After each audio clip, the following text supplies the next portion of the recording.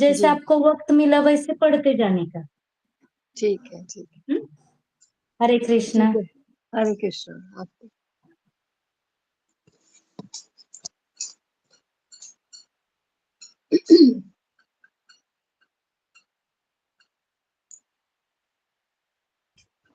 भगवद गीता की श्लोक कैरी पढ़ने के लिए श्लोक पढ़ा।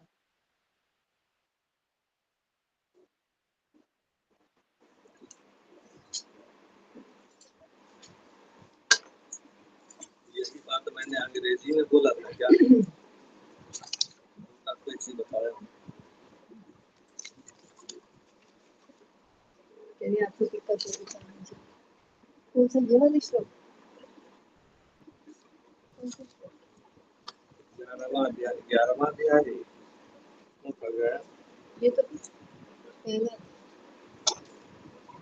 पहला 11वें अध्याय का पाठ करो।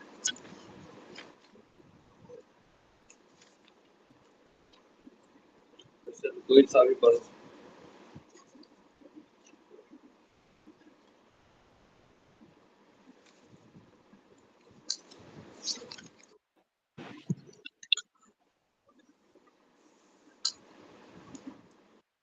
हरे कृष्णा सभी भक्तों को दंडवत प्रणाम। माइक बंद है। हरे कृष्ण सभी वैष्णव भक्तों को दंडवत प्रणाम। हरे कृष्ण प्रभु पूजा माता जी।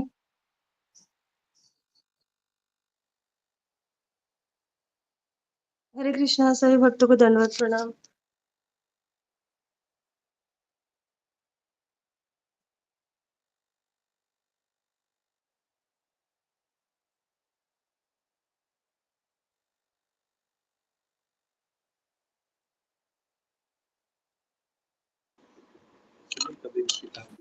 रेखा जी, ये क्या कहते हैं, 11वें अध्याय के श्लोक पढ़ने या पूरा ही पढ़ने? पूरे पढ़ने माता जी, पहले अध्याय से शुरू करने का। आप सभी ठीक। भक्तों को दंडवत प्रणाम। ठीक है। हाँ बोलिए। हरे हरे कृष्ण।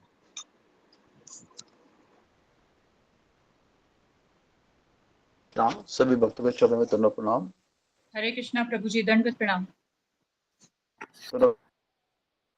हरे कृष्णा प्रभु जी। शुरू करो प्रभु जी।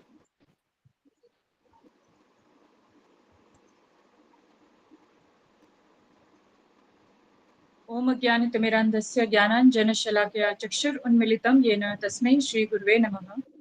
नमो विष्णुपदाय कृष्णप्रेष्ठाय भूतले श्रीमते भक्तिवेदान्त स्वामिनिति नामिने। नमस्ते सारस्वती देवी गौरवाणी प्रचारिणे निर्विशेष शून्यवादी पाश्चात्य देशतारिणे।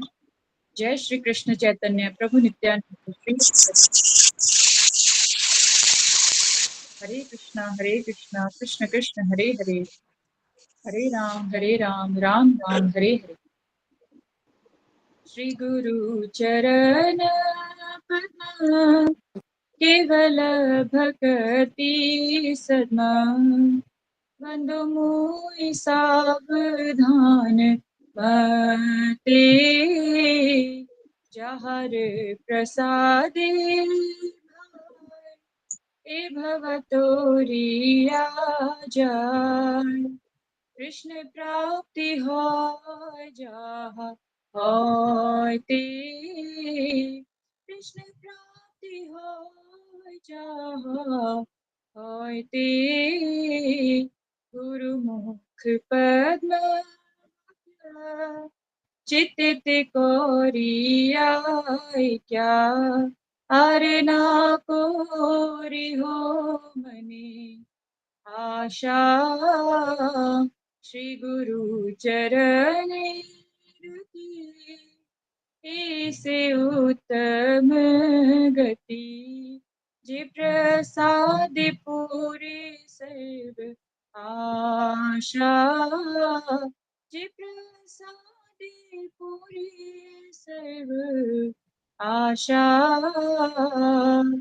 चक्षुदान दिलो जे जन्मे जन्मे प्रभु से दिव्य ज्ञान हृदय प्रकाशितो प्रेम भक्ति जहाँ होते अविद्या विनाश जाते विधि गाय जहाँ चरितो श्री गुरु करुणा सिंधु अधम जनार बंधु लोकनाथ लोकेर जीवाना लोकनाथ लोके रजवाना। हा हा प्रभु करो दया, देहो मोरे पद छाया। हा हा प्रभु करो दया, देहो मोरे पद छाया। हे बीजश घोषुक त्रिभुवना, हे बीजश घोषुक त्रिभुवना। श्रील प्रभुपाद पतित पावन, जय गुरुदेव लुइलु शरण। प्रभुपदाय प्रभुपदाय जय प्रभुपदाय, जय जय प्रभुपाद प्रभुपाद प्रभुपाद, जय जय प्रभुपाद, जय जय गुरुदेव गुरुदेव, जय जय गुरुदेव। निताय गौर हरि बोल हरि बोल, निताय गौर हरि बोल, निताय गौर हरि बोल हरि बोल, निताय गौर हरि बोल। हरे कृष्ण। हरि बोल। बहुत सुंदर माता जी, धन्यवाद। गुरु वंदना का अनुवाद इस प्रकार हरि है। बोल माता जी, बहुत सुंदर। हरे कृष्णा हरे प्रभु जी, कृष्ण दंडवत प्रणाम। प्रणाम। सभी आप सभी भक्तों लोग के को प्रभु जी चरणों में माता हरे जी। दंडवत कृष्णा प्रणाम। सब भक्तों को दंडवत प्रणाम। हरे कृष्णा प्रभु जी, दंडवत प्रणाम। सभी भक्तों को प्रणाम। हरे हरे कृष्णा। कृष्ण गुरु जी, प्रभु जी, दंडवत दंडवत प्रणाम। प्रणाम। सभी भक्तों को सभी भक्तों के दंडवत चरणों में प्रणाम। प्रणाम। हमारे गुरुदेव के चरण कमल ही एकमात्र साधन है जिनके द्वारा हम शुद्ध भक्ति में सेवा प्राप्त कर सकते हैं। हरे मैं कृष्णा सभी भक्तों को दंडवत प्रणाम। मैं उनके चरण कमलों में अत्यंत भक्ति एवं श्रद्धा पूर्वक नतमस्तक होता हूँ। उनकी कृपा से जीव भौतिक क्लेशों के महासागर को पार कर सकता है तथा कृष्ण की कृपा प्राप्त कर सकता है। मेरी एकमात्र इच्छा है कि उनके मुख कमल से निकले हुए शब्दों द्वारा अपनी चेतना को शुद्ध करूं। उनके चरण कमलों में अनुराग ऐसी सिद्धि है जो समस्त मनोरथों को पूर्ण करती है।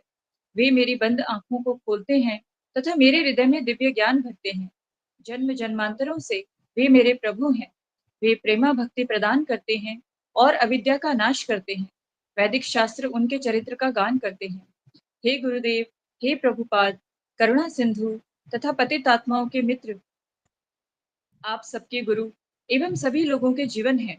हे गुरुदेव, मुझ पर दया कीजिए तथा मुझे अपने चरणों की छाया दीजिए। आपका यश तीनों लोकों में फैला हुआ है। हरे कृष्णा, दंडवत प्रणाम। शीला प्रभुपाद की जय। हरे कृष्णा धन्यवाद प्रभु माता जी, जी, माता जी। बहुत सुंदर। गुरु जी के चरणों में दंडवत प्रणाम। सभी भक्तों के चरणों में दंडवत प्रणाम। प्रभु जी के चरणों में दंडवत प्रणाम। दंड प्रणाम। सभी हरे भक्तों के कृष्णा चरणों सभी में भक्तों दंड को प्रणाम। दंडवत प्रणाम। हरे हरे कृष्णा। कृष्णा गुरु को दंडवत प्रणाम। अशोक प्रभु जी दंडवत प्रणाम। दंड प्रणाम। सभी भक्तों के चरणों में दंड प्रणाम। एक अनुरोध है आप सबसे, जब कोई भक्त बोलता होता है, जैसे माता जी, पूजा माता जी गुरु वंदना कर रही हैं, अनुवाद बोल रही हैं, या गुरु जी प्रवचन कर रहे हैं, तो कृपया करके बीच में क्या अपना माइक ऑन करके आप प्रणाम मत कीजिएगा। मानसिक प्रणाम करें, वो स्वीकार्य होता है, क्योंकि इससे बोलने वाला डिस्टर्ब होता है, उसकी लय में और जो फ्लो बना होता है उसमें डिस्टर्बेंस होती है। तो कृपया करके ये याद रखिएगा। हरे बीच कृष्ण। में हरे हरे कृष्ण। कृष्णा, दंडवत प्रणाम गुरु जी। हरे कृष्णा। हरे कृष्णा हरे गुरु जी, कृष्णा दंडवत प्रणाम प्रणाम। गुरु जी सभी दंडवत भक्तों को प्रणाम। हरे कृष्ण दंडवत राम प्रणाम। गुरु सभी जी। सभी भक्तों भक्तों को को दंडवत दंडवत प्रणाम। प्रणाम। हरे कृष्णा गुरु हरे जी। कृष्णा हरे गुरु जी कृष्णा को प्रभु दंडवत जी प्रणाम। सभी भक्तों को चरणों में दंडवत प्रणाम। हरे कृष्णा गुरु जी, आपके प्रणाम। सभी भक्तों को दंडवत प्रणाम।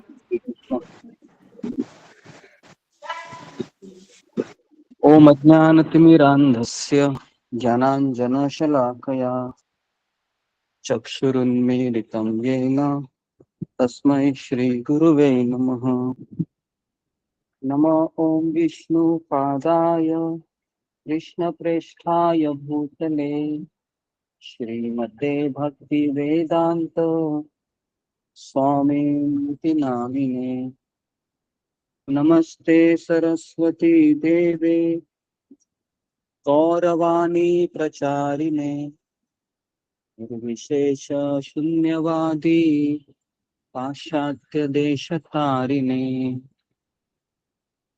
हे कृष्ण करुणा सिंधु दीनबंधु जगतपते गोपेश गोपिका कांत राधा कांत नमोस्तुते तप्त कांचन गौरांगी राधे वृंदावनेश्वरी वृषभानुसुते देवी प्रणमामि हरिप्रिये वाञ्छाकल्पतरुभ्यश्च कृपा सिन्धुभ्येव च पतितानां पावनेभ्यो वैष्णवेभ्यो नमो नमः।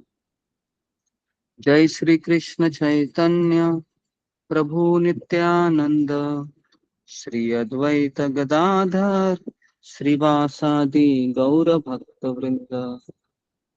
हरे कृष्णा कृष्ण कृष्ण हरे हरे हरे राम राम राम हरे हरे। मुखं करोति वाचालं पंगुं लंघयते गिरिं यत्कृपातमहं वन्दे श्रीगुरुदीनतारिणम्। ओके, हरे कृष्णा। तो आज हम छठा श्लोक लेते हैं। हरे कृष्ण।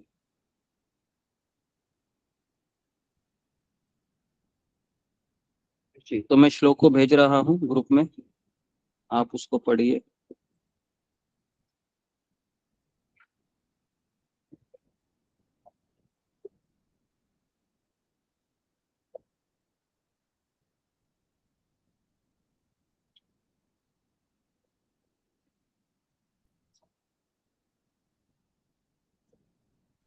हरे कृष्ण गुरु जी, हरे कृष्ण प्रभु जी, हरे कृष्ण माता जी, सभी भक्तों को धन्यवाद करना।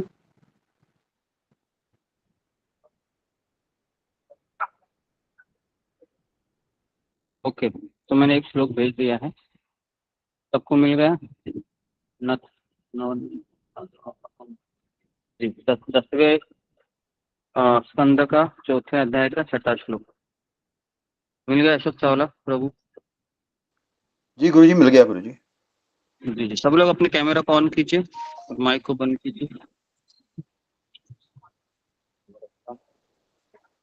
ओके, तो अभी जन्माष्टमी आ रही है 26 तारीख को, तो इसके उपलक्ष्य पर हमने श्रीमद् भागवतम में से कृष्ण कथा का आयोजन किया है। तो लगातार अभी कम से कम 7 दिन हम कृष्ण कथा करेंगे और उसके पश्चात हम 5 दिन शिला प्रभुपाद की कथा करेंगे, क्योंकि शिला प्रभुपाद का भी जन्मदिन है, आविर्भाव दिन है, वह जन्माष्टमी के अगले दिन आ रहा है। तो इसलिए 27 तारीख को 26 तारीख को 12 बजे तक उपवास रहेगा रात को निर्जला, और उसके पश्चात सुबह 12 बजे तक निर्जला उपवास रहेगा प्रभुपाद जी का आविर्भाव के दिन। ठीक है, तो सब लोग इसको नोट कीजिए। हर साल की तरह 2 दिन उपवास रहता है। तो सोमवार के दिन हमको उपवास करना है, मंगलवार के दिन नहीं करना है। कल मुझे किसी ने कॉल किया था कि बाहर के लोग जन्माष्टमी मंगलवार बना रहे हैं, तो मंगलवार उपवास करना है। तो हमने कहा नहीं, हमें जो वैष्णव कैलेंडर है उसको फॉलो करना है, बाहर के कैलेंडर को फॉलो नहीं हम करते। ठीक है, तो जन्माष्टमी का उपवास आपको सोमवार को करना है। ठीक है, तो अभी हम आगे बढ़ते हैं। ओके, श्रीमद् भागवतम 10th स्कंद 4th चैप्टर 6th श्लोका। न नन्व अहम ते हि अवराज दीनहत सुता प्रभो दातुम अर्हसि मंडया अंगे मां शरमां प्रजाम। नान्व अहम ते हि अवराज दीनहत सुत प्रभो दातुम अर्हसि मंडया अंगे मां चरमां प्रजाम। नन्वहं ते हि अवराजा दीनाह्यत सुता प्रभो दातुमर्हसि मंदाया अंगे माम चरमाम प्रजाम। जी, कोई पढ़ना चाहेगा? फिंगर को रेज कीजिए।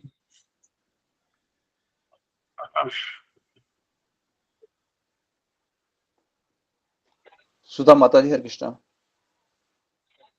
हरे कृष्णा गुरु जी, दंडवत प्रणाम। सभी भक्तों को दंडवत प्रणाम। न अहम ते हुए वरजा दीना हित सुता प्रभो दातुम अहसी मंदाया अंगे माम चरमाम प्रजाम। हरे कृष्णा। धन्यवाद माता जी। रीना गंगवार माता जी, हरे कृष्णा। हरे कृष्णा गुरु दंडवत प्रणाम। ननहं ते हि वर्जा दीना हत्सुता प्रभो दातुम अर्हसि मंदाया अंगी माम चरमाम प्रजाम। हरे कृष्णा प्रभु। धन्यवाद माता जी। सुप्रिया माता जी, हरे कृष्णा। हरे कृष्णा प्रभु जी, दंडवत प्रणाम। सभी भक्तों के चरणों में दंडवत प्रणाम। ननः अहम ते वरजा दीना हत सुता प्रभो दातुर अहर्षि मंदाया अंगे माचर मा प्रजाम। हरे कृष्णा।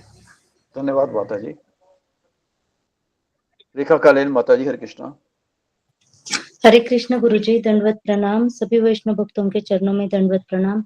नन्वहं ते ह्यवरजादीना हत सुता प्रभो दातुमर्हसि मंदाया अंगे माम चरमाम प्रजाम।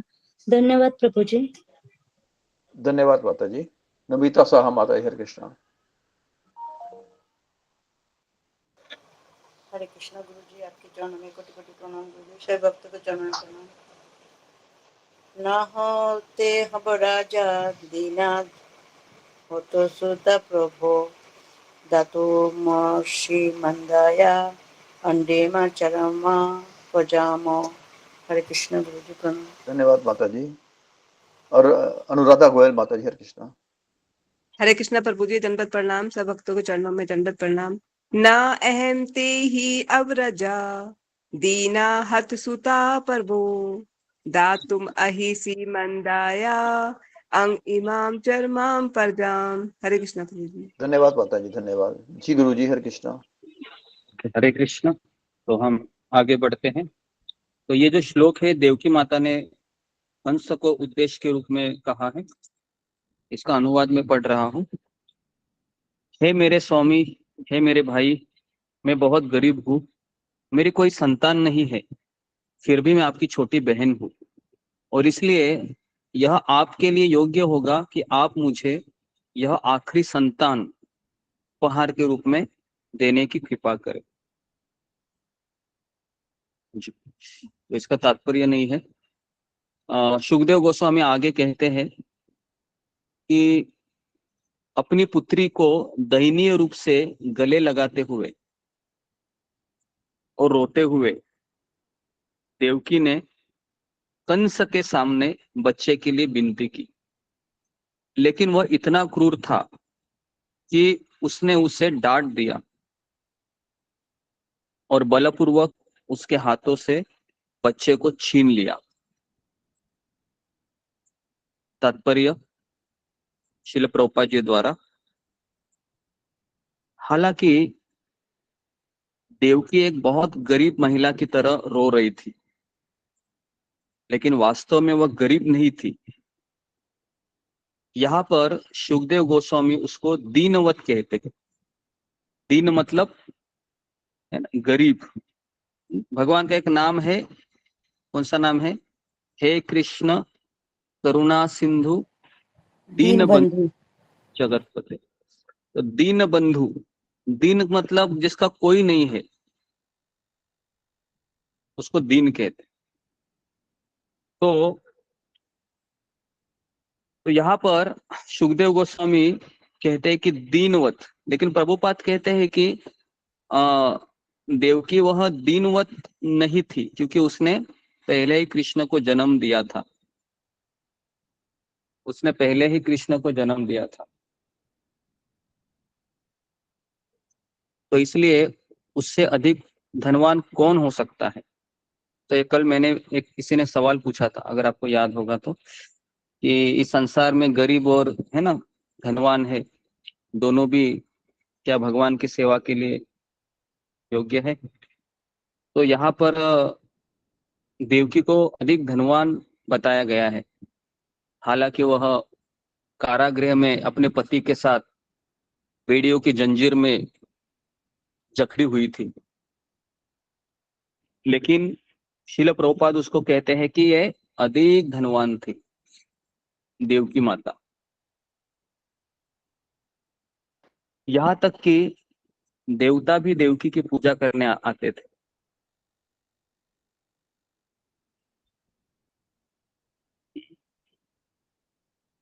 तो हालांकि उसको पता था कि ये जो बेटी थी वह यशोदा की थी, लेकिन फिर भी उसने उसको बचाने की कोशिश की। ठीक है, श्लोक क्रमांक 8।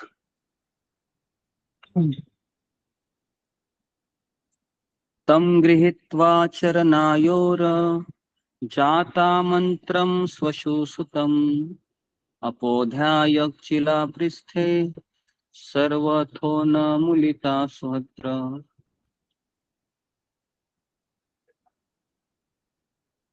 देखिए, जो असुर होते हैं वह और कोई रिश्ता नहीं देखते हैं, उनके लिए एक ही रिश्ता होता है, वो होता है बस मेरा पेट भरना चाहिए, मेरी जान सुरक्षित है तो सब सुरक्षित है। और जैसे उनको लगता है कि मेरे बीच कोई आ रहा है, तुरंत वह सारे रिश्ते तोड़ देते हैं। तो यहाँ पर देवकी माता है, रोती बिलखती कंस के पैरों पे गिर जाती है। घोर स्वार्थ के कारण अपनी बहन से सभी संबंध तोड़ देता है वो। घोर स्वार्थ कौन सा इस संसार में? घोर स्वार्थ है कि मेरी सुरक्षा, मेरी सुरक्षा, मेरा परिवार, मेरे रिश्तेदार, मेरी कर्म भूमि, मेरी जन्मभूमि, तो इसके प्रति उसका बहुत स्वार्थ होता है।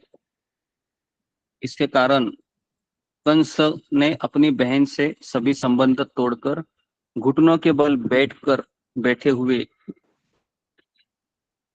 देवकी से नवजात शिशु छीन लिया और उसके पैर पकड़ लिए।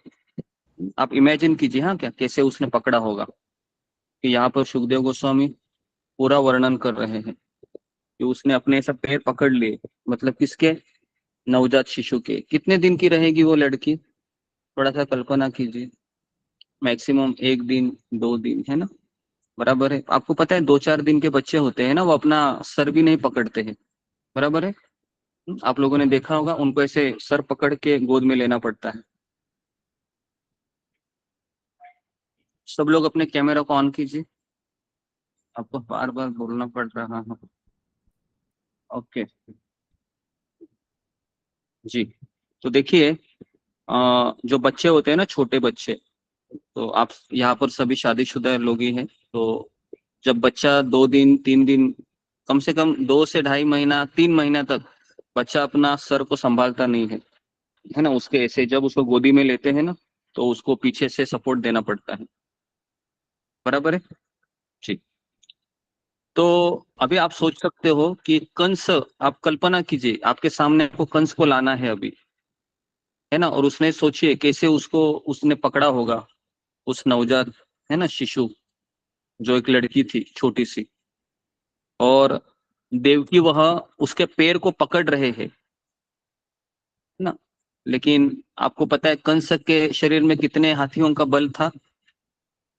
कंस के शरीर में 10,000 हाथियों का बल था, है ना। और देवकी बेचारी छोटी सी महिला, क्या उसका शक्ति। और तुरंत उसने ऐसे दोनों पैर को पकड़ लिया और पटकने के लिए जैसे ही तैयार हुआ था, तुरंत क्या हुआ? तुरंत 9वें श्लोक में सुखदेव गोस्वामी कहते हैं, भगवान विष्णु की छोटी बहन योग माया कंस के हाथों से ऊपर की ओर खिसक गई कल्पना कीजिए जैसे वो उठाने वाला था, उसके हाथ से छूट गई, वो आकाश में चली गई। आकाश में मतलब एकदम, हाँ एकदम ऊपर नहीं, जस्ट उसको दिखाई दे ऐसे। और 8 भुजाओं वाली पूर्ण रूप से अस्त्र शस्त्रों से सुसज्जित देवी दुर्गा के रूप में आकाश में प्रकट हुई। ठीक है, या आप सबने, कितने लोगों ने इस दृश्य को रामानंद सागर ने बी.आर. चोपड़ा की सीरियल में देखा है?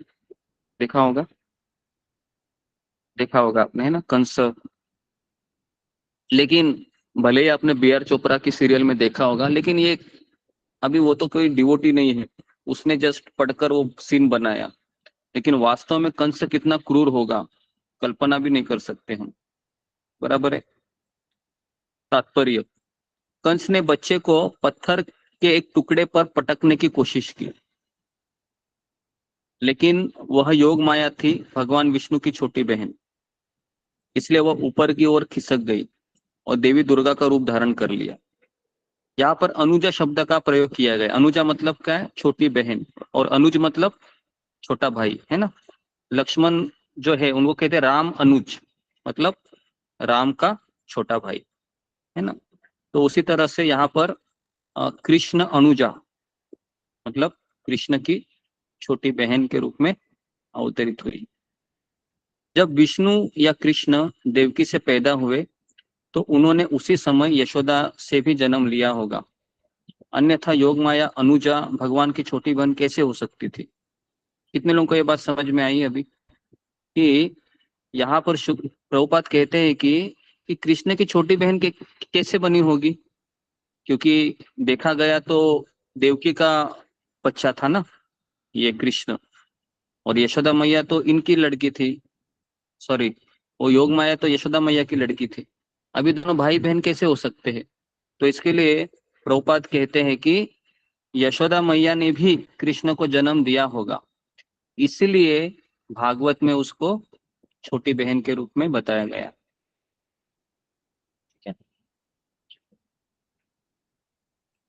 श्लोक क्रमांक 10-11। देवी दुर्गा पुष्पमालाओं से सुशोभित थी। आप में से कितने लोगों ने नवरात्रि के समय 9 दिन उपवास किए हैं पहले, भक्ति में आने से पहले दुर्गा देवी की? किए होंगे। ओके, तो जी, तो ये दुर्गा कौन है? तो ये दुर्गा है भगवान की बहन है, बराबर है। और दूसरा रिश्ता कौन सा है इसका? दूसरा रिश्ता है इसका भगवान से। कौन बताएगा मुझे? फिंगर को रेज कीजिए। और कौन सा रिश्ता है इसका? एक रिश्ता तो भाई बहन का है, कृष्ण का और दुर्गा का। दूसरा रिश्ता कौन सा है जो हमारे लिए बहुत इंपॉर्टेंट है? महामाया।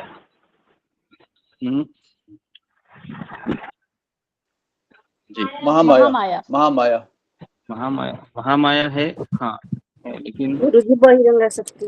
ये इस संसार की जेलर है। जेलर जानते हो? जेलर मतलब जो मतलब पनिशमेंट देती है ना, स्त्री।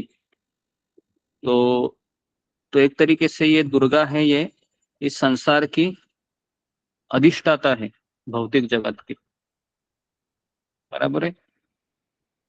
तो इसके लिए इसके हाथ में क्या क्या होता है लिखिए। दुर्गा के हाथ में होता है धनुष, फिर होता है त्रिशूल, फिर बाण, ढाल, तलवार, शंख, चक्र तथा गदा। कितने हुए? 1 2 3 4 5 6 7 8 7। जी, ठीक है। तो इतने सारे हाथ में रहते हैं, बराबर है। तो अप्सरा, किन्नर, सिद्ध, चारण तथा गंधर्व आदि देवगणों द्वारा स्तुति किए जाने पर जो सब प्रकार से उनकी पूजा कर रहे थे, इस प्रकार बोल रही थी। क्या बोली अभी? सुनिए अभी क्या बोल रही हो। वो कहती है, हे मूर्ख कंस,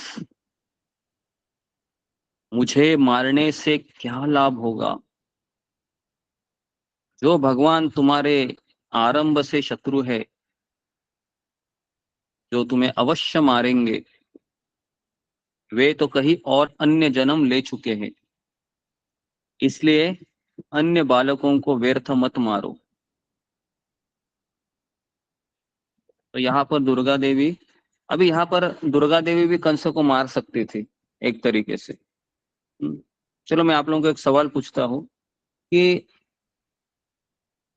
देवकी ने 6 बच्चों को मारते हुए देखा, मरते हुए देखा। वो यहाँ पर ये सवाल उठा सकता है कि बेचारी देवकी और वसुदेव ने तो अपना पूरा जीवन भगवान को दिया था, लेकिन इनके जीवन में देखिए क्या हो रहा है। इनके बच्चे को मारा जा रहा है और कोई देवता इनकी सहायता के लिए नहीं आ रहा है, कोई रिश्तेदार इनकी सहायता के लिए नहीं आ रहा है। और मैं देखो शिव जी की भक्ति करती हूँ या करता हूँ, मेरा तो फैमिली बहुत अच्छा चल रहा है। मतलब कृष्ण भक्ति करने से ऐसा होता है। समझ में आ रहा है आपको मैं क्या बोलना चाह रहा हूँ आपको?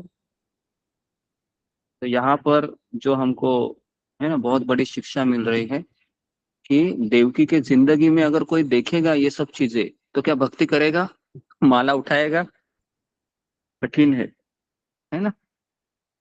बराबर है। देवकी की जिंदगी अगर ऐसा देखेंगे कि क्या देवकी का कसूर था, कौन मुझे बताएगा? देवकी का एक ही दोष था। क्या दोष था?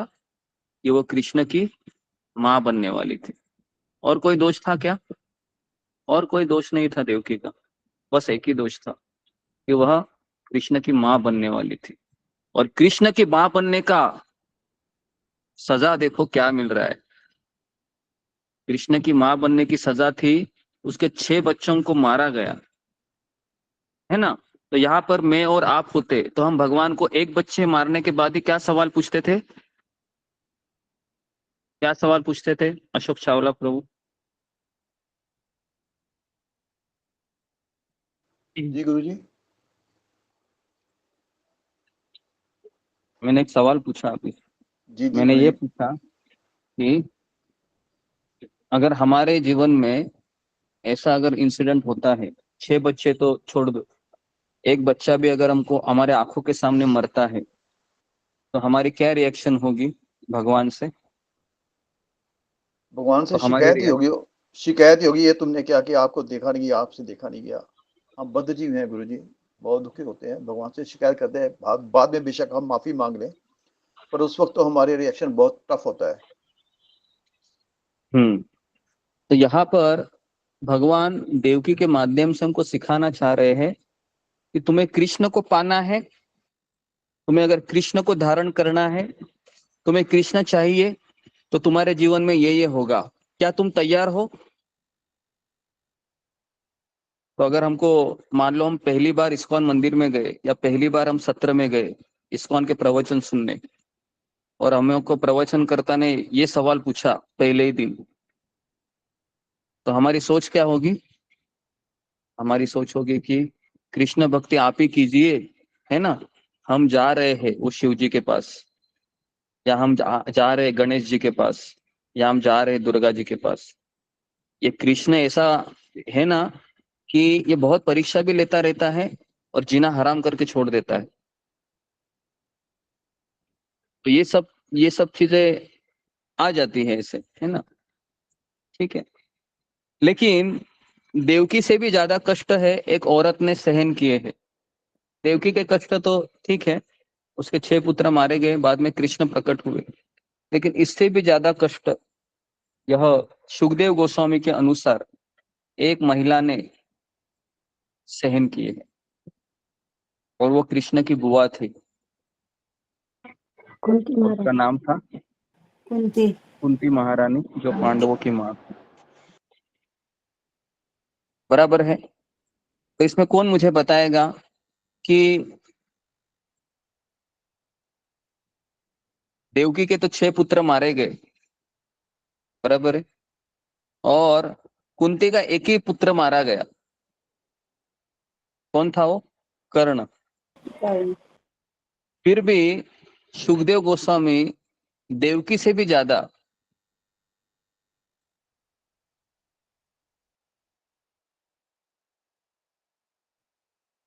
आवाज नहीं आ रहा प्रभु जी। आवाज नहीं आ रहा है। तो चाहिए है ना, आप कोशिश कीजिए। जी, सुजाता।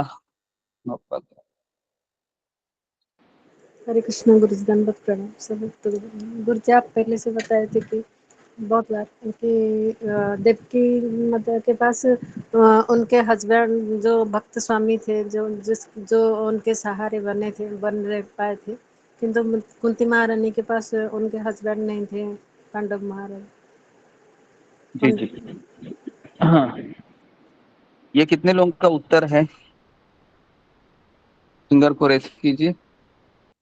24 सुजाता, सुजाता ने कहा। क्या यही सबका उत्तर है या इसके अलावा किसी का उत्तर है? डायरेक्टली आप बोल दीजिए, इसके अलावा किसी का उत्तर है? ठीक है, तो यही एकमात्र उत्तर है कि देखो, कोई भी स्त्री को कष्ट सहन करने के लिए एक सपोर्ट चाहिए होता है। हमेशा इसको याद रखिए, कोई भी स्त्री तभी कष्ट सहन कर सकती है जब उसका पिता, उसका पति या उसका पुत्र, तीनों में से एक कोई उसके साथ हो। ठीक है, अभी कुंती महारानी के साथ कोई नहीं थी। कुंती महारानी विधवा थी, विडो थी, तो इसलिए सुखदेव गोस्वामी देवकी से भी ज्यादा कुंती महारानी को ज्यादा, है ना, प्राधान्य देते हैं। ये थोड़ा सा मैंने यहाँ पर ये कहा। और दूसरा चीज मैंने ये भी बताने की चेष्टा की कि हम लोग भक्ति कर रहे हैं, लेकिन भगवान को पता है कि हमारी भक्ति की नींव क्या है या हमारा भक्ति करने का फाउंडेशन क्या है। जैसे वो फाउंडेशन हिल गया, चाहे वो पुत्र हो सकता है, घर हो सकता है, पति हो सकता है, पिता हो सकता है, या फिर अन्य कोई रिश्ता क्यों ना हो सकता है, वहां पर अगर कुछ गड़बड़ हो गई तो हमने कितने लोगों को देखा है कि वो भक्ति छोड़ देते हैं या पोस्टपोन करते हैं। और अगर मैं अगर यहाँ पर अप्रत्यक्ष रूप से भगवान हमको ये बताना चाह रहे हैं कि मैंने देवकी की भी परीक्षा ली, वो तो मेरी माँ थी। मैंने कुंती की भी परीक्षा ली, वो तो मेरी बुआ थी। मैंने माता रुक्मिणी की भी परीक्षा की थी। इतना ही नहीं, जितने भी मेरे भक्त हैं, मैं सबका परीक्षा लिया है। यहाँ पर सवाल आता है कि कृष्ण मुझे और आपको छोड़ेंगे क्या? क्या लगता है आपको? कृष्ण आपको हंसते हंसते, गाते गाते, मिठाई लड्डू खाते खाते भगवत धाम ले जाएंगे?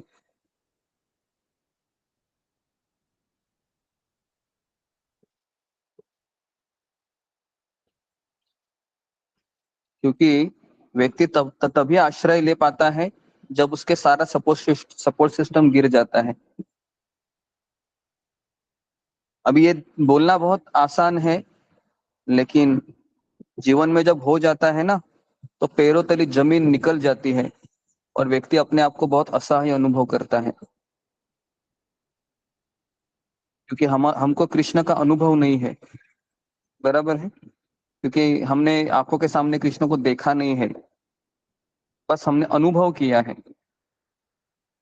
तो हमारे लिए आंखों से देखने वाली चीज एक आध्यात्मिक गुरु और सत्संग के भक्त लोग ही होते हैं,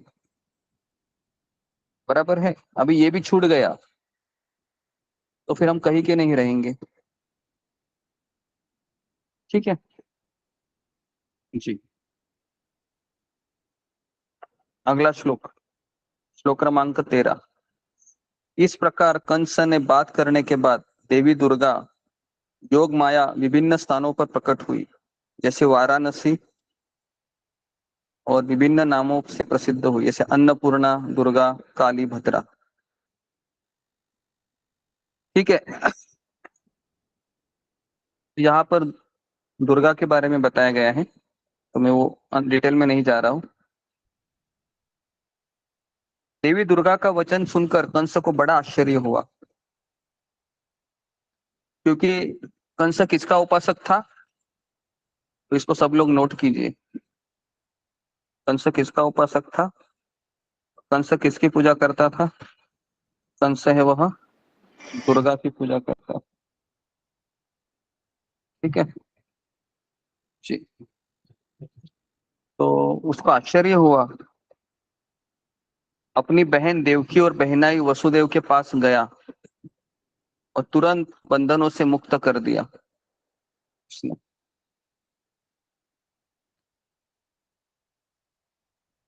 और तो यहाँ पर कंस को आश्चर्य हुआ कि देवी दुर्गा देवकी की पुत्री कैसे बन गई।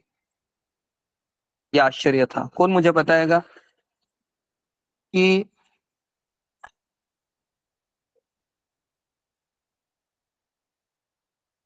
जी, कौन मुझे बताएगा कि क्या बोल रहा था? हाँ, कि कंस को इसका आश्चर्य क्यों हुआ? तो इसके पीछे भी कारण है। एक कारण क्या था कि देवताओं ने आकाशवाणी क्या की थी? देवताओं ने आकाशवाणी की थी कि देवकी का 8वां पुत्र उसे मार डालेगा। लेकिन 8वां क्या क्या हुआ था? 8वीं पुत्री हुई थी, लड़की हुई थी। एक्चुअली लड़की नहीं हुई थी। रातों रात क्या हुआ था कंस को समझ में ही नहीं आया। कंस को लगा कि देवता लोग भी झूठ बोलते हैं। कंस को लगा कि देवता लोग झूठ बोलते हैं। देवता लोग भी झूठ बोलने लगे, ऐसा लगा। फिर कंस ने बहुत बड़ी चालाकी की। कंस ने गया वसुदेव और देवकी के पास और कहा, क्या कहा सुनिए। कंस ने कहा कि हाय मेरी बहन।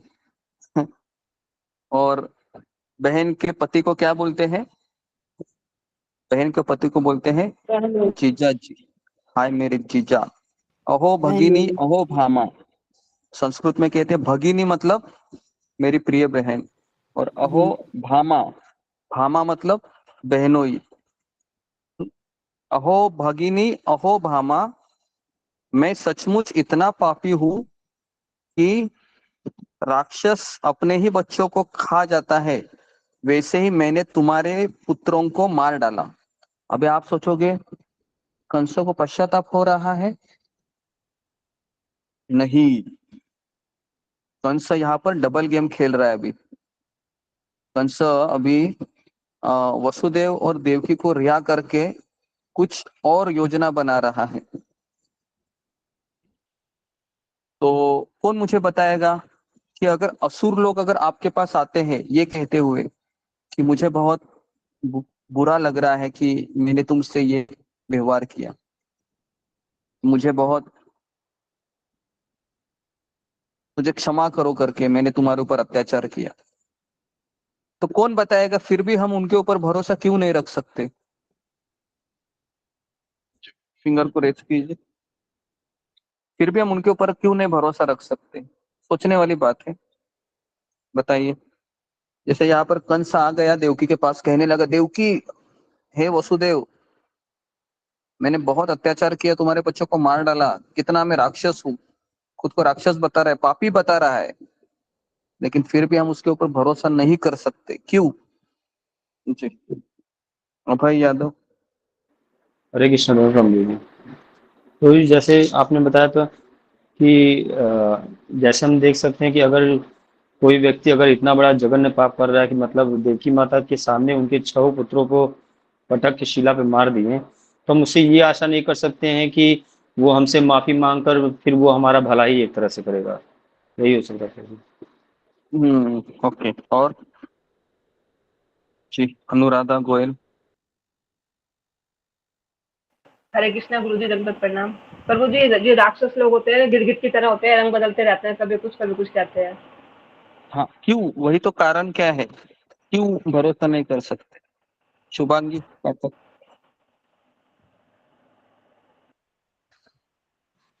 हरे कृष्ण गुरु जी वो लोग मतलब असुर होने के कारण मतलब बार बार अपने विचारों को बदलते रहते हैं गिरगिट की जैसे।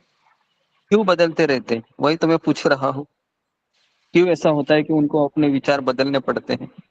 जी, क्योंकि वो देखा पाए। मांसाहारी हैं। हरे कृष्ण गुरु जी, दंडवत प्रणाम। वो गलत संगत में ही रहते हैं इसीलिए। हाँ, तो ये इसका सही उत्तर है, क्योंकि उनको पश्चाताप होता है, लेकिन वापस कहाँ जाते हैं वो? उन्हीं लोगों के पास जाते हैं, और ये लोग उनको भड़काते हैं। अरे कंस, तो माफी मांगता है। अरे तुम शेर हो, शेर। शेर माफी नहीं मांगा करते, शेर केवल लड़ते हैं। तो इस तरीके से ये है ना, ये लोग बहुत उकसाते हैं। तो ये मत सोचिए कि कंस है, अभी अच्छा बोल रहा था, थोड़ा सूद बूद भी आई थी, लेकिन वो वापस कहाँ जाएगा अभी?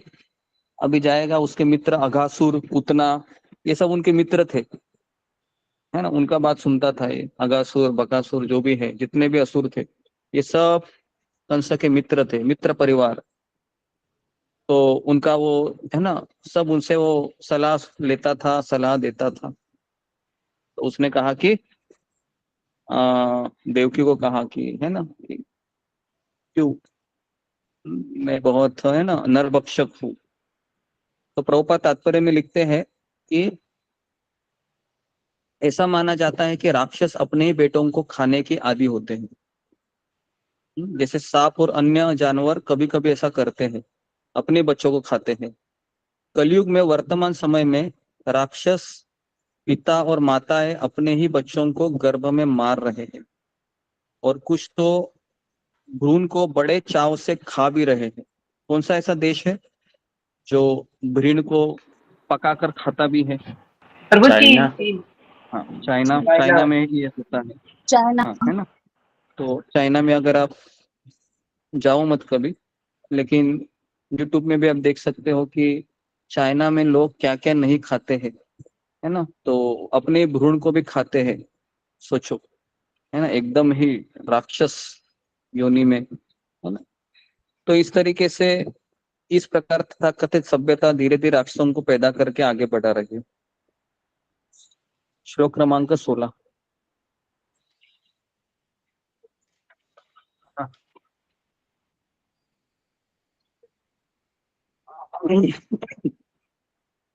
अनुवाद। अभी देखो, कंस कहता है मैं निर्दयी हूँ, मैं क्रूर हूँ, मैंने अपने सभी रिश्तेदारों का त्याग दिया है, मैंने ब्राह्मण की हत्या करने वाले व्यक्ति की तरह मैं पापी हूँ, दुराचारी हूँ। मैं नहीं जानता कि मरने के बाद मैं को किस लोक में जाऊंगा। देखो, सब उसको पता है। कंस को ये भी पता है कि मरने के बाद पुनर्जन्म होता है। कंस को भी ये भी पता है कि है ना, मृत्यु के बाद यमलोक के द्वारा मुझे यमदूत के द्वारा लिया जाता है। फिर भी वह सुधरता नहीं। क्यों नहीं सुधरता? वापस हमें अपने स्वभाव को सुधरने के लिए अच्छा संग चाहिए ही चाहिए। भले ही हमें पश्चाताप हो, लेकिन जब तक हमें पॉजिटिव एनर्जी देने वाले लोग नहीं है आसपास में, तो हमारा वो सो कॉल्ड पश्चाताप हमें और पाप करने में मजबूर करता है। इसलिए काफी लोग हैं ना, पश्चाताप करते हैं, लेकिन उनको पता है कि मेरे अंदर की जो अनर्थ है वो मुझे हॉन्ट, हॉन्ट मतलब क्या बोलते हैं हॉन्टेड को हिंदी में? वो हमको एक भूत की तरह हमें अ, हमसे सारे कार्य करवाते हैं। अफसोस सिर्फ इंसान ही नहीं, कभी कभी भगवान भी झूठ बोलते हैं, ये कंस कहता है। क्योंकि अभी क्या लग रहा है ना, अभी कंस को लग रहा है कि देवता भगवान झूठ बोल रहे हैं, कि मैंने भगवान के आकाशवाणी पर विश्वास करके अपनी बहन के बच्चों को मार डाला। अभी यहाँ पर क्या होता है देखो, अभी वो कहता है देवकी को कि देवकी शोक मत करो, सभी जीवात्माएं भगवान के नियंत्रण में है। सारी फिलोसॉफी भी बोल रहा है क्या? कौन? कंस। फिर कहता है इस संसार में हम देख सकते हैं कि मिट्टी के बर्तन, गुड़िया, अन्य उत्पाद आते हैं, टूटते हैं, फिर गायब हो जाते हैं, मिट्टी में मिल जाते हैं। तो शरीर भी ऐसा ही है, कभी नष्ट, आत्मा कभी नष्ट नहीं होती है। तो ये कौन बोल रहा है? कौन बोल रहा है? ये कंस मामा बोल रहा है। बराबर है, कंस मामा बोल रहा है। तो कंस जैसे असुर को भी फिलोसॉफी, गीता पता होता है। ठीक है, तो सब बोलता है अभी देवकी को, और वसुदेव को भी लगता है कि मिस्टर कंस अभी सुधर गया है ना। वसुदेव देवकी को लगता है मिस्टर कंस अभी सुधर गया है ना। तो बहुत चुपड़ी चुपड़ी बातें बोलने लगा। और फिर देवकी और वसुदेव जी भी सोचने लगे कि देवकी सोचे मेरे भैया भी सुधर गए लगता है, क्योंकि अभी जो हुआ हो, है ना, हो गया सो हो गया। तो इस तरीके से देवकी और वसुदेव है अपने राजमहल में चले गए, है ना। अभी यहाँ पर अचानक किसकी एंट्री होती है? अभी यहाँ पर अचानक नारद मुनि की एंट्री होती है। नारद मुनि कहते हैं अरे कंस, तुम्हें मूर्ख बनाया गया है। अरे कंस, तुम्हें मूर्ख बनाया गया है, देवताओं ने तुम्हें मूर्ख बनाया है। कंस बोलता है क्या बात करते हो नारद मुनि? अरे हाँ, तुमको पता नहीं रातों रात क्या हुआ है? सुनो, अभी सारा स्टोरी बता देते नारद मुनि। अभी मेरा यहाँ पर एक सवाल है कि जब जब टीवी सीरियल में नारद मुनि का रोल दिखाया जाता है, बराबर है, तब सब लोग नारद मुनि को क्या बोलते हैं? इधर की बात उधर करने वाला व्यक्ति है ये। कितने लोगों ने ऐसा सुना है? अड़ोस पड़ोस से सुना है कि नारद मुनि आग लगाने का काम करते हैं, ऐसी इमेज होती है ना। मैंने भी ऐसे ही सुना था। लेकिन ये कौन है? नारद मुनि तो साक्षात, है ना, भगवान के शक्तावेश अवतार है। क्या वो ऐसा काम कर सकते हैं? अरे नारद मुनि तो किन किन लोगों के गुरु है? वाल्मीकि, व्यासदेव, प्रहलाद महाराज, इन लोगों के गुरु है। क्या वो ऐसा काम करेंगे? सोचना चाहिए, है ना। तो अभी मेरा यहाँ पर सवाल है कि नारद मुनि सारी बात सच सच क्यों बताते हैं? बताइए। हाँ, क्यों नारद मुनि वहां पर आकर सारे राज के बातें खोल दे रहे कंस के सामने? सोचने वाली बात है। ये विशाल निगाह। हरे कृष्ण गुरु जी, दंडवत प्रणाम। सभी भक्तों के चरणों में दंडवत प्रणाम। मुझे ऐसा लगता है कि वो असुरी को एक चांस देना चाहते हैं कि भगवान के खिलाफ क्या कर सकते हैं, और सुधरने का मौका बताने के लिए वो ट्राई करते हैं उनके लिए। ओके, कि सुधर जाओ। ओके। और मीना कुमारी। हरे कृष्णा गुरुदेव, दंडवत प्रणाम। हरे कृष्णा सभी भक्तों को दंडवत प्रणाम। गुरुदेव, आपने ही एक बार बताया था कि नारद मुनि जो है वो भगवान के मन है। भगवान को जो भी कार्य कराना होता है अपनी इच्छा अनुसार, तो वहां वो नारद मुनि को भेजते हैं। हरे कृष्णा गुरुदेव, दंडवत प्रणाम। ओके, और इसके अलावा जी देव कुमार, बहुत दिनों के बाद एंट्री हो गई, बोलो।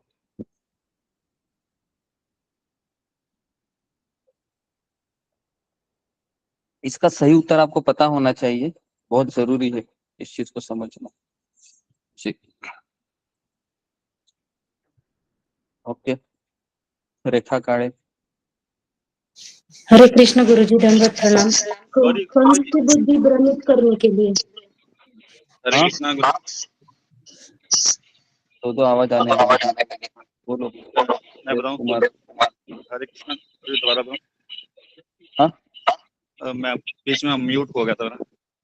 हाँ, तो कंस के घर पापों का घड़ा जल्दी से जल्दी भर जाए और भरने दे, मतलब उसको उनके पापों का घड़ा जल्दी से भरे और भगवान जल्दी से जल्दी आए, इसलिए उसको उकसाते थे। जी। उसके पापों का घड़ा भर जाए। ओके, तो देव कुमार ने कुछ 50-70% आंसर इसमें दिया है कि नारद मुनि चाहते हैं कि ये कंस जल्दी से जल्दी, है ना, और कुछ तो गलत काम में लग जाए और कृष्ण जल्दी कंस का वध करे। तो ये नारद मुनि की योजना थी, है ना। लेकिन लोग टीवी सीरियल देखने वाले सोचते हैं अरे आ गया ये, है ना, आ गया ये, अभी अभी ये नारायण नारायण बोलेगा और चुगली भी करेगा। तो इस तरीके से, गलत तरीके से ये टीवी सीरियल वालों ने वाट लगा दी है ना, नारद मुनि के कैरेक्टर की। तो इसके लिए उनको बहुत अपराध लगेगा, टीवी सीरियल वाले ऐसा करते हैं, है ना। और वो बोलता भी कैसे है पता है, टीवी सीरियल वाला नारद मुनि का रोल करता है, ऐसे ही बोलता है वो, एकदम चुगली लगाने वाले जैसे, है ना। लेकिन ऐसा नहीं है एक्चुअली, ठीक है। तो जी, तो इस तरीके से अभी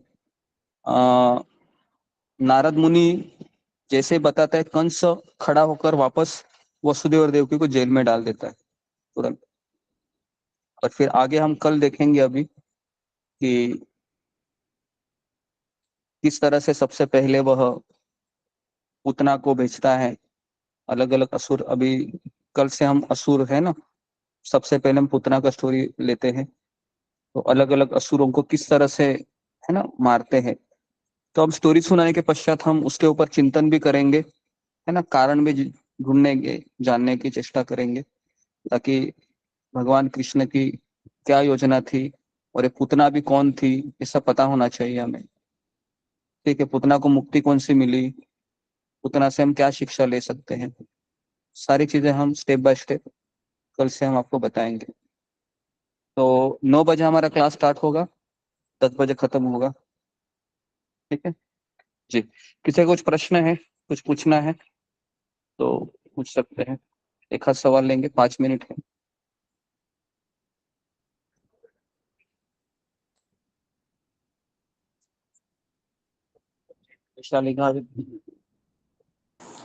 हरे कृष्ण गुरुजी, दंडवत प्रणाम। श्री भक्तों के चरणों में दंडवत प्रणाम। गुरुजी, कंस को मरना ही था तो भगवान के देवी देवता के द्वारा उन्होंने आकाशवाणी क्यों की? अगर वो आकाशवाणी नहीं करते तो वो 6 पुत्र नहीं मरते, ऐसा मेरा सवाल है गुरुजी। ओके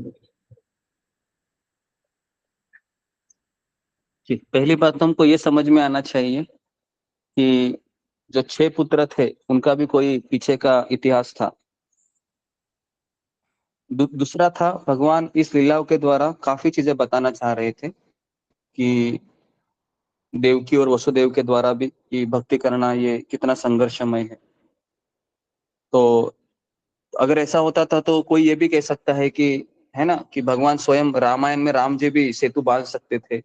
अगर हनुमान उड़ सकता है तो राम भी उड़ सकते हैं और वो रावण का वध करते। तो इतना सब, है ना, खेल क्यों रचाया गया? तो वही चीजें हैं कि भगवान की लीलाओं में एक ऐसा रस रहता है ना, जिससे जो 5 मुख्य रस और 12 है ना गौण रस, ये सारे रसों का भगवान आस्वादन करना चाहते हैं।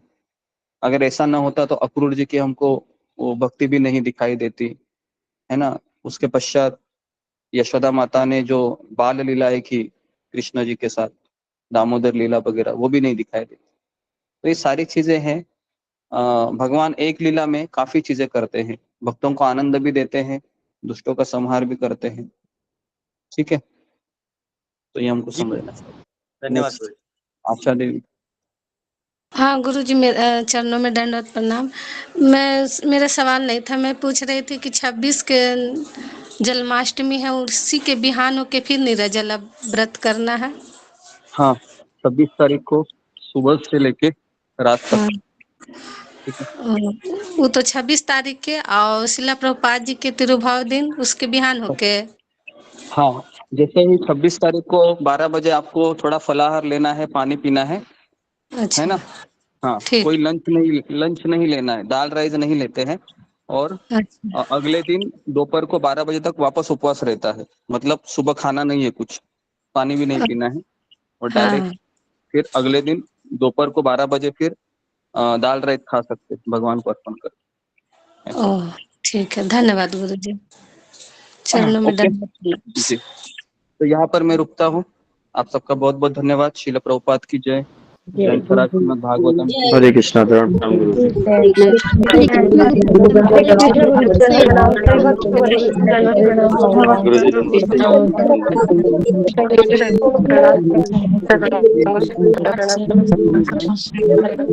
कृष्णा गुरु जी धन्यवाद नाम हरे कृष्ण सभी भक्तों को हरे कृष्ण, सर्वत्र दंडवत प्रणाम। हरे कृष्ण। कृष्णा